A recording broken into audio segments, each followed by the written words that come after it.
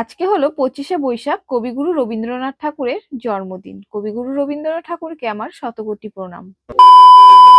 এই খটখটা রোদে দিনের বেলা হালকা পাতলা সাজুগুজু করে রবীন্দ্র জয়ন্তী উদযাপন করতে যাওয়ারই একটা ভিডিও তোমাদের সাথে শেয়ার করব। চলো, মেকআপ করতে করতে আজকে তোমাদের সাথে কিছু পুরনো কথা শেয়ার করি। স্কুল লাইফ, কলেজ লাইফে সেইভাবে রবীন্দ্র জয়ন্তী পালন করা হতো না, অনেকটাই দূর ছিল, স্কুলটা কাছে থাকলেও সেইভাবে হতো না। যাই হোক, যখন আমরা ডিএলএড কলেজে অ্যাডমিশন হলাম আমি, তখন সেখানে রবীন্দ্র জয়ন্তী খুব সুন্দর করে উদযাপন করতাম, খুব মজা করতাম, খুব হৈ হৈ করতাম।